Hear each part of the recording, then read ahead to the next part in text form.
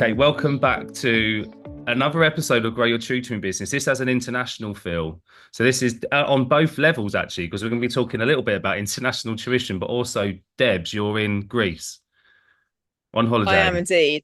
I am So indeed. I've just been lying by the pool, I'm smiling, but also enjoying this. internally very jealous right now. So I'll hold on to that. And we're trying to have a normal conversation. Debs, thank you so much for coming on. You have you've grown something quite successful, and I'm really excited about chatting with you about it because you've been I was about to say you've been around for ages. That sounds really rude, and I don't mean that, but I've been aware of you for a little while. I'm quite old. You've been in the group, and yeah, your journey's been quite interesting to follow. So tell us a little bit about what you currently do, and then we'll kind of explore like what led you towards doing the international tuition, if that's okay. Okay, so at the moment I run a small company. It's called DK Tuition, and our main focus is entrance exam preparation.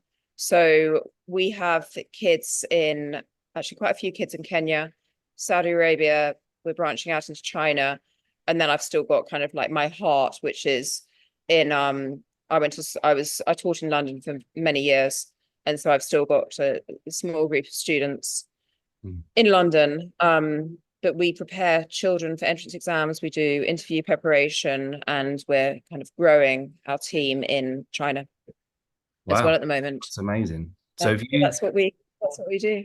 so your experience in London, was that in like your prep schools, your sort of independent? Yeah, so yeah, exactly. So I not out of choice actually. I finished my PGC and I applied to both state schools and private schools. And Yeah. actually, I remember applying to a couple of really cute little primary schools in Soho state schools. Didn't get got rejected by everyone, but got accepted to a quite well-known boarding school Oh. out in Buckinghamshire. Started Mm. working there, and then was then moved into London, moved jobs, moved into London to another very, very well-known um boys prep school in Mm. central London. Was there for 10 or so years as like kind of head of year 3, head of year 5 and 6, and actually ended up not was quite I was really stressed actually, and I'll complete I was struggling to get pregnant because of the stress, Mm. and decided at that point we were going to move to Kent, and I handed my notice in. A week later found out that I was pregnant. Moving to Kent, lost all It my worked. maternity, but at the my maternity, but at the same time realized it was difficult for me as pregnant to get a job back in teaching. And with the tutoring, I'd always been tutoring kind of along teaching, alongside teaching, and just started tutoring full time whilst throughout my pregnancy. And then it really took off just after my daughter was born, and used my contacts from London, from the day schools that I was working in there, and got lucky, I guess, with connections, and kind of grew from there, and managed Mm. to tutor now full time for the last two and a half years. It's Wow. been just full time tutoring. It's relatively So, new then, Debs, really. well, yeah, I mean, I've been tutoring for 10 or so years, Yeah. but doing it alongside teaching. So I've always been um but I'd never really considered it as a job. It was kind of like just a sideline. Mm. I didn't consider it as a job. Whereas now, it's definitely a job, and I'm been financially quite lucky as well because I earn more than I did as a teacher.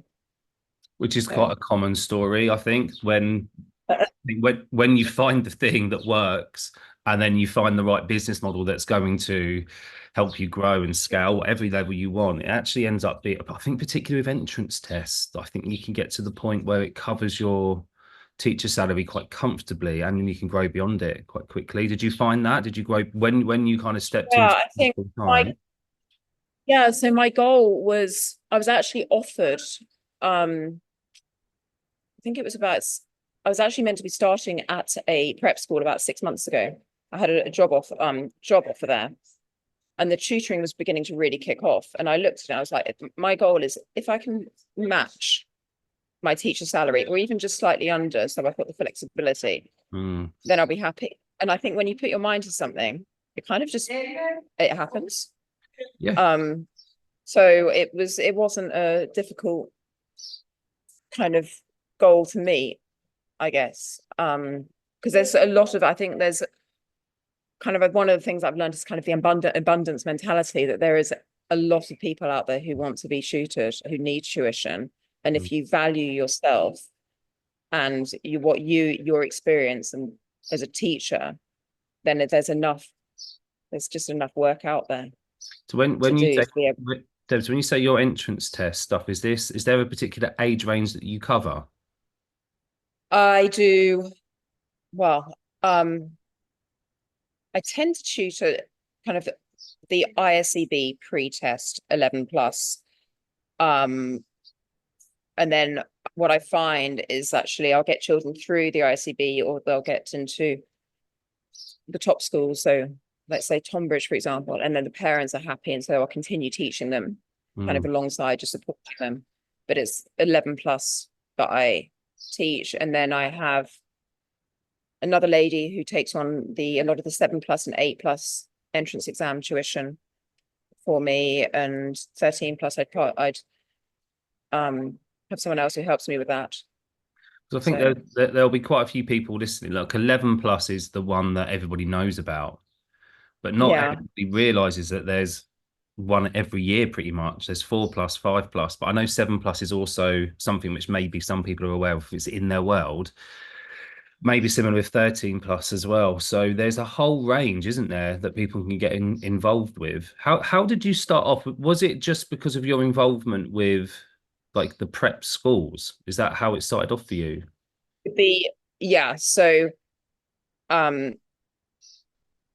think in the prep, particularly the London prep school world, there's a lot of competition to get into these schools, and the parents are crying out for good teachers, and well, not necessarily good teachers, but just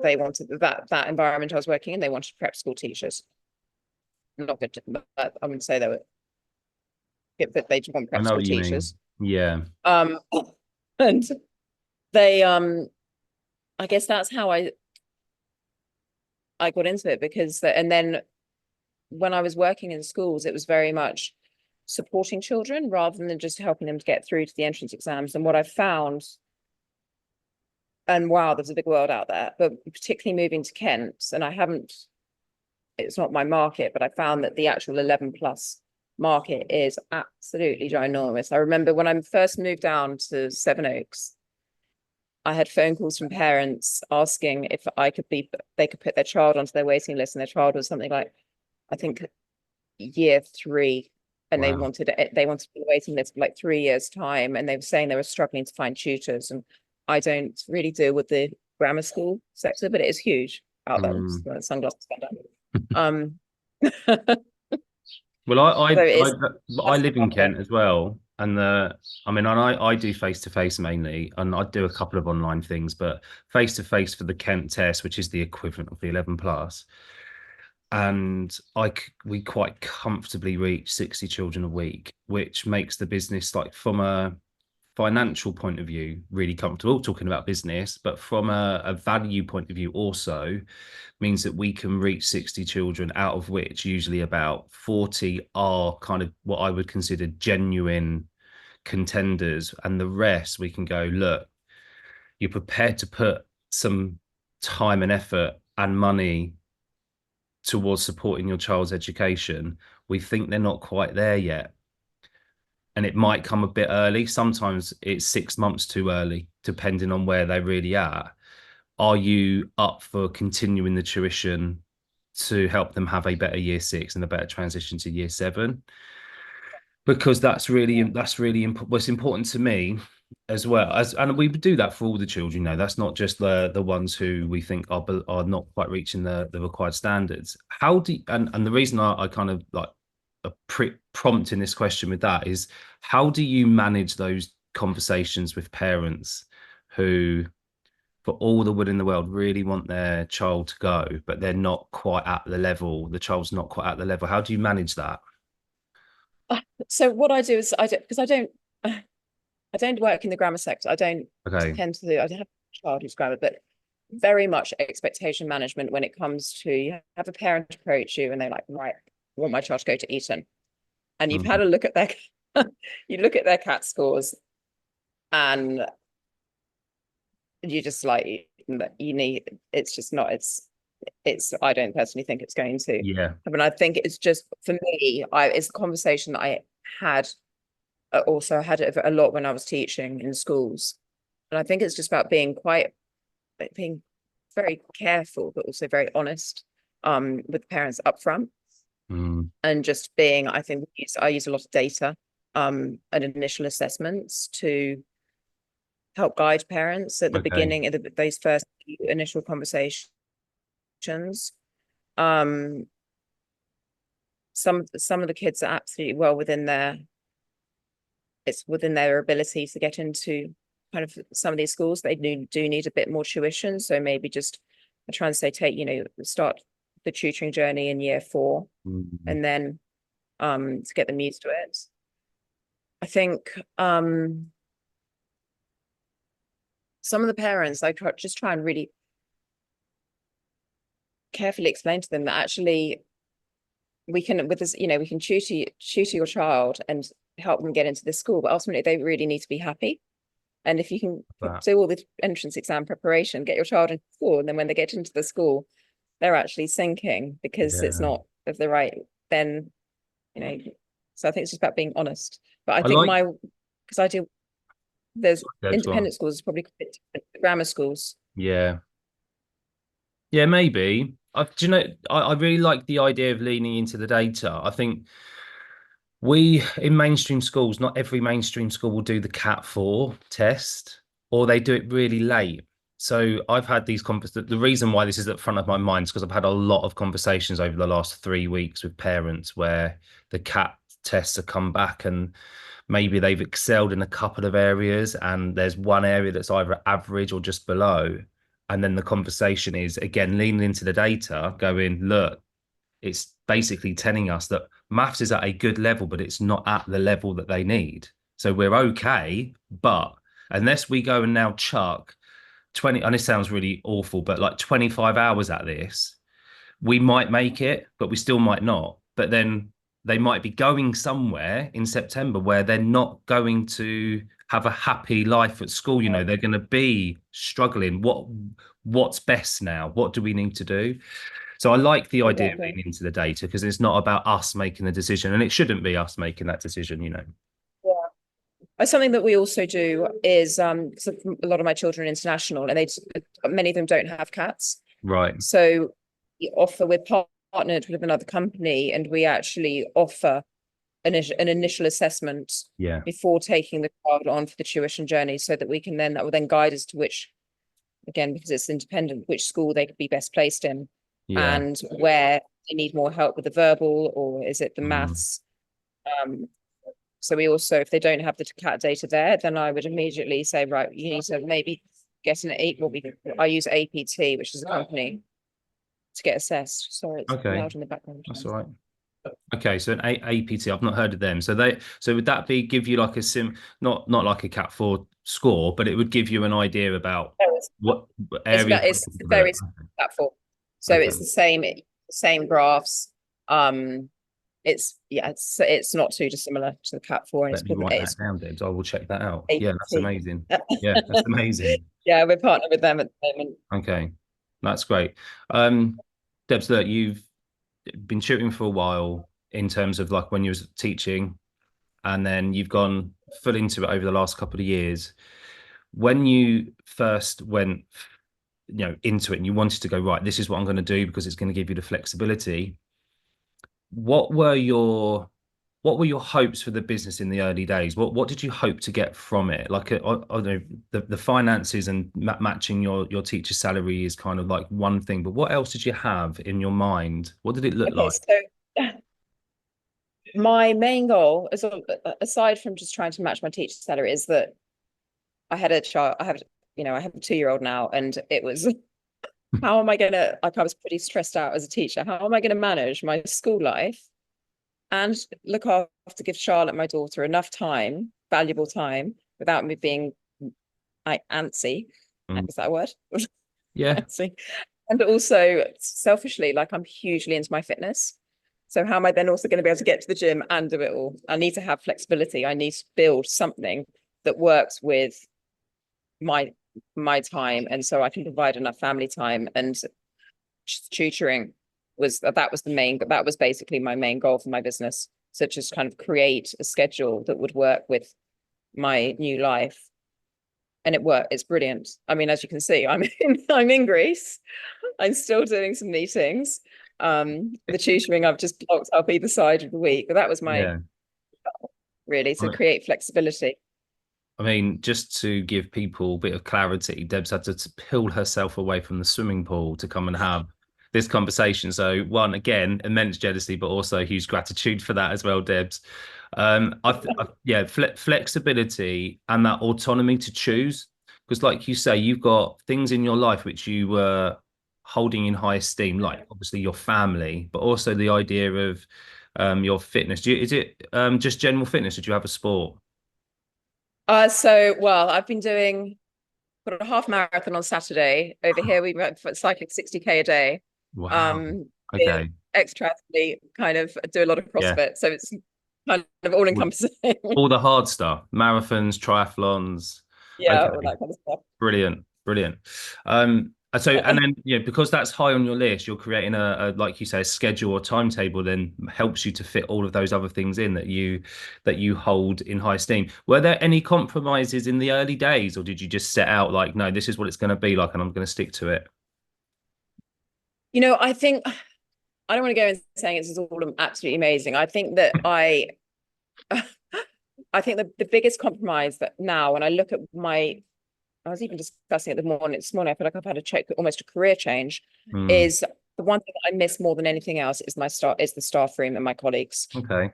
And it can be, I think, quite a lonely, particularly when I'm just online.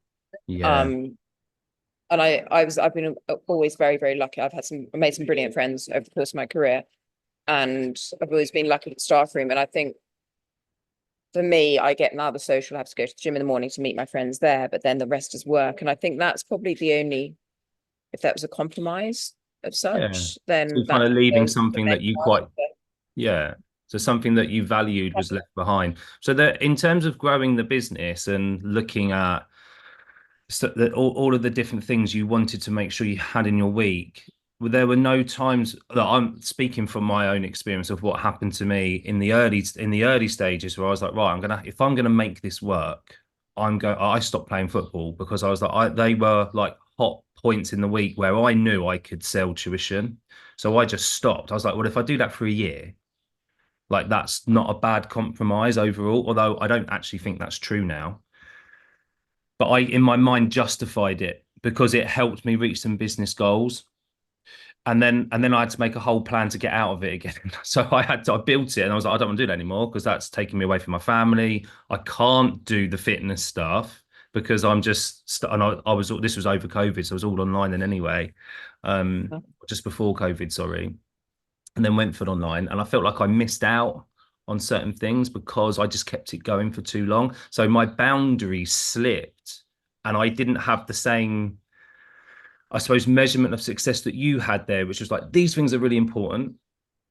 And I'm going to build everything around that. I do move this. So at the moment, and this is why I'm really trying to push China, but at the moment, I still Yeah. have my London students, Yeah. and I'm committed to them. So I can't get rid of. I'm not just gonna. I always feel very kind of dedicated and loyal to my families that I work with, Yeah. but I still have two evenings during the week when I finish teaching at 7:30. And then also my Sunday mornings aren't the dream. I work Sunday mornings at the moment because I've had families who I've been working with for the last 3 years, and Mm. I need to keep going. I need to keep supporting them until I don't feel that they need me. So Mm. there are things I miss out on, but I think my end goal would be to eventually, once I've served those families and they no longer need me, to then just focus on the international side for me in Yeah. the mornings, build it so I don't need that. But that I do compromise in that way. But I think that, if I look at it and I look at the overall picture, I'm making a lot fewer, and my compromises are a lot less than they would be if I was actually in the classroom, particularly in the private school sector where you're expected to go to so many. I mean, I was working Saturdays on some of the schools I worked in, and so many evenings. So Yeah, and yeah, I think in the independent schools it's very much like that. Usually there's a Saturday morning, and depending on which schools you go to, if there's boarding, there's sometimes late nights as well, aren't there? There's exactly. yeah, I lived with the borders. yeah, and so there's all Yeah. there's all there. It's quite an involved job. It's just quite an involved job, and there are different pressures in both, but there are a lot of hours in the independent sector, definitely. So, Debs, you mentioned there about international, and I was spoken about like the 11 plus, and you've got families in London. So you also do this internationally. I do a lot internationally. Yeah. Yeah. Yeah. I do a lot How did that internationally. How did that start? Sometimes luck is Really? that a thing. Yeah. I got introduced. How did it even start? So some of the families that I worked with when I left my last school they had gone abroad and they wanted tutoring. And Mm, I worked with them, and then they passed me on to families that they knew. Then I met through contacts another family in Kenya, and then they passed me on. And then I've been using LinkedIn as mm, well, and people approach me through LinkedIn and just through network networking. Actually, the recent thing in China that's growing is that's through networking. mm, Um, so and it's there's a lot of children out there who want to come to the UK. It's a massive market. mm. It's So there's like a multitude um of things there, right? So I think time plays a part in this. Like, so LinkedIn, you could be on LinkedIn for ages. As long as you're posting, doing something, people might move towards you, particularly if you're sharing what you're doing on an international level. You're more likely to be found by whether it's an agent or another company that needs to find good tutors, especially. That is something you are exploring to grow, right? The international sort of stuff that you offer. Is that right? yeah, Yeah. yeah, that's basically where I want to move, just with family time. It works best for me. So we were So talking before about or before we press record about how things change and move over time. And I was re-listening to, well, actually what I was doing was getting clips out of a previous podcast I recorded about a year ago. And a lady called Nikki Marshall, who's been a really important person that I met about 4 years ago, that really helped me see business in a different light. Because at the time I was still kind of playing around at it. And she was talking about this thing where we go often start from a low point or something, or particularly with tutors. A lot of tutors I talk to are like, yeah, this thing happened in teaching. I've fallen out of love with it, or we got bullied out of the classroom, or perhaps it was like, we started a family and I couldn't get back into it, or I felt like I pulled back home, like all those kind of things. We kind of have to go through those moments that lead us to the next thing. And so for a lot of us, the next thing, or the people who are listening to this, would be the next thing would be tuition, because otherwise you wouldn't really be listening, I don't expect. But then even tuition might not be the thing. It might be something else. And it might be that you are at the moment delivering the tuition, but in 5 years' time, it might be something completely different. It might be a different business that you thought of, or perhaps you have grown the business to a level now where you are just running it as the managing director or the CEO, which might seem absurd at the moment if you're sitting there like, I don't even have a tuition business yet. But 5 years is quite a long time in business. Is that something that you resonate with, like looking for the thing? And if yeah, I what advice would you give to someone who hasn't started yet? I think, what is it saying? If you close a door, another one opens. Yeah. Is that the saying? Is that the Yeah, it is. phrase? And I think Yeah. it's totally that. I close not like I kind of closed the door to when I handed my notice in and I was I was pregnant. That door closed, and then immediately another one opened. And now that door tuition has been opened, I'm finding various other doors are being opened, Mm, and you'll go down. I'm just kind of, you've got to use your instinct as well. But I'm going down that path, and more doors are being opened and more connections are being made, and it just kind of like grow. Mm. grows. And actually, when I look at what's happened over the last year, I've been offered an opportunity to write questions for one of these. If I wanted to go down that route to kind of develop one of the kind of 11 plus websites, not Atom Learning, but a similar one. Okay. I've been asked Yeah. to go down that. I've decided I want to stick with the tutor. So other doors are, Mm. there's opportunities. It's a bit like a snowball, isn't it? Can you kind of pick some? Yeah, I do. And something which I really believe is that the game of business is what we call an infinite game. It never ends. So we're not ever trying to win it. It's about staying in it for as long as possible. And if you can do that, these opportunities would appear and they'll happen. And yeah, we need to know what to say yes to, what to say no to, and use your instinct. But I think that's always for me, it's always a good way to think about it. Um, so, Jonah, I'm going to put something else on top of this. Is that like for us, and I'm going to say like a small to medium-sized business, which even businesses that are earning millions of pounds are still classed as small to medium, which always blows my mind. But for lots of us who aren't at £1 million a year, I can tell you stories about people who are at that level and they still do this. They'll have I know someone recently who has closed down part of, not the whole thing, but part of their business, which actually turns over about 3 million a year, just stopped it because they wasn't getting what they needed from it. But from a financial perspective, yes, but everything else was a no, so that they could have more space to grow the next thing. When they did it, within a week, a new opportunity arrived and they was able to say yes to it, which meant they were able, and from a financial thing again, these people at different levels, it's going to make way more than what the last thing did. And we're all the same as that, but a lot of us are just working with smaller numbers, but also maybe we're not sure what those opportunities are yet. But the longer you stay in the game, the longer you are doing this, whether it's tuition or whatever it is you're deciding to do, you'll develop an instinct over time. Do you think that's something which you've learned over time now? Is that so? Because you're still relatively new to it. Still new to it. And actually, I think even really recently, sorry, there's a baby crying in the background. Can you hear me? No, I can't hear it.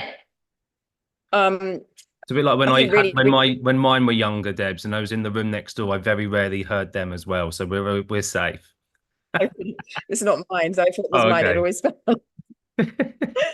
Um, sorry, I lost my track there. I think actually, yeah, can totally relate to it because what's happened recently, um, is I've obviously got DK Tuition, but I've got another kind of opportunity Mm, opening, and I'm actually going full throttle down that path, and from there, who knows right. what's going Yeah, to come, yeah, and that hopefully might even become more successful than my like DK Tuition. yeah. So I think it's also who you meet, like as long as you start, the more people you talk to, the more ideas will come to you, and um the Mm, more opportunities are there. yeah. So So when we talk about networking, because lots of people hate it, like they'll just go, no, I'm not networking, I'm not doing that.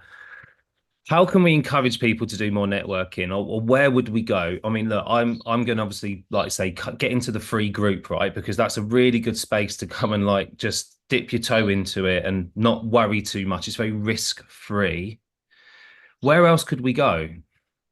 I think I think there is so much, and I find it actually slightly overwhelming, that there is so much out there as a tutor that I think, as I'm just starting, I'm like, wow, you've got so many different groups out there. You've got so many opportunities of being like open ways to meet people. That where do you where do you start? And your group is amazing. Like I'm definitely not like the most vocal on the group, but I read quite a lot. And if I need something, I'll reach out Mm, to I'll write posts and people will reach out, or I'll speak to people. So I mm, think your group is a brilliant place if you're new to tuition to start.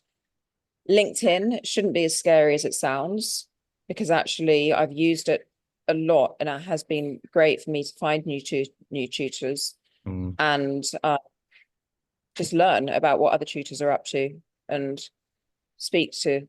Actually, that's where I guess some of my networking has come from as well.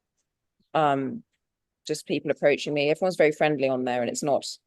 I think because it's kind of thought of as like a business group, it seems a bit scary, but it shouldn't be at all. I think people I are think really that there's a friendly. 20, but I think there's lots of live events Yeah. that I need to start going to next year. Mm. Pencil Spaces had one, didn't they, earlier this year? That was That was really good, wasn't it? I really enjoyed that. Yeah.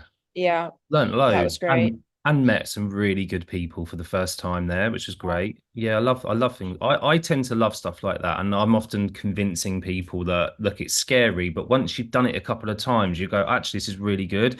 You still feel a bit Yeah. weird before you go into somewhere or whatever, but you kind of know it's okay. Everybody's feeling the same mostly, aren't they, in those kind of situations? I think that's really key. And I think the online space, I think you're right. There's so many different groups and so many different places you can go now that it can feel overwhelming. But there's nothing to say or to stop you from going, I'm going to go and try it. And if it doesn't feel right for me, I'll just come out. Somewhere like LinkedIn, I know there'll be people who are not in LinkedIn at all, like listening. Just go and create your profile and just hang about for a bit. Like go and follow a few key people. Debs would be one. Lucy Alexandra Spencer's another. I think just following you two will then suddenly just open up your network and just start very Yeah. slowly. Because what will happen, and to connect, just go and connect with people. Because what will happen is when you connect with someone on LinkedIn, Debs, again, this is my experience. It might not be everybody's, but after I've connected, usually either straight away, if they've got something to sell, they'll just ping you a message and you go, oh, they're selling. Okay, cool. But often that doesn't happen as often as what I thought it was going to. Someone just goes, oh, hi, great to connect. I do this in my tuition business. What do you do? That's it. And it's Yeah. such a good way to go, oh, I do this. Oh, it's great to meet. And often that is it. It doesn't go any further than that, but you're connected. And if something comes up that's really good, you might reach out or they might catch your post or you might read their post. I find it quite a supportive space that is less demanding than somewhere like Facebook. Personally, I find it less demanding. There's been, I think there's been 2 posts recently. I haven't posted on there for a few weeks, but my last post I did something about, it was actually totally non-tutoring related. It was about fitness. And I try to purposely avoid putting anything about fitness online because I want people to think of me as a teacher, not a wannabe fitness instructor. But I put something on about High Rocks, which is a fitness race on there. I know And how. I related it to that goal setting. Yeah. And immediately I had so many responses, in fact, probably more to that than to my ones on, Yeah. entrance exams or something. Yeah. And I actually connected with a few people who were like, oh, I love High Rocks, or I've been training for a triathlon. And it's social, right? Yeah. And I Yeah. think it's the posts on LinkedIn that are more personal that actually get more of a response and the people can really connect to. I find that in So it's general. definitely, yeah. I do find that in general anyway on most social media. Look, and we all know we need to like turn up for our business and be visible, but it's the bits where we show up as us is usually the things that people connect with, and they might not lead to sales straight away. They might not lead to anything, but actually just to be seen as turn up as Debs or turn up as Rich or whatever it is, always going to be beneficial. Debs, is there anything that you would love to share with us before we finish? Is there a question I haven't asked or anything you'd be dying to kind of go, right, I need to share this with the tuition community? This is like the number one golden nugget. Is there something you've got for us? Putting you completely on the spot, by the way. That's totally on the spot. I think this conversation has just really made me reflect on the opportunities that are out there. And you don't know what opportunities there are until you start kind of just looking around. And if you're still in a school, just get into some of these tuition groups and just start like listening to other people, talking to other people, start connecting. And I just think that there are so many doors out there that can be opened. And I don't know, I know it's a bit kind of like woohoo, but I'm a bit of a believer in like visualization. And I drew during COVID. I can't believe I'm saying this on live, but I drew in COVID a little map of like what I wanted, me and my happy family and running a business from home with a garden in Kent. And whatever I threw that, I've still got that piece of paper somewhere, but there is like follow that. If that's your dream, then you should definitely go for it and doors will open. That's my I really love. I don't know I why love that. later days made me reflect on this, but I really love that. um, I believe in that as well. Because I think when you put it out there, in whichever way you want to do it, drawing, it might just be something you think of. It might be journal, could be your vision board, whatever it exactly. is that someone chooses. Yeah, As soon as you put it out there, it makes it real. Everything starts with a thought, and then we can do the yeah, actions later to take us towards it. I really yeah. love that, Debs. Thank you. My woohoo tip for the day, and I I'm not know a woohoo. bit, ending on a bit of woohoo's all good. Debs, thank you I'm so on much for holiday. coming on. I really appreciate the fact that you dragged yourself away from a swimming pool in Greece where it's 40 degrees. I think I did manage to suppress any jealousy. Hopefully, that didn't come through in the conversation at all. But how long are you out there for? We've only got a few more days, so Okay. flying back on Wednesday and then back to work on Thursday. Well, So enjoy the last couple of days and go and catch some more amazing sunshine, and we'll catch up soon. thanks so much. Have a No, good you're welcome, day. Debs. Thank you.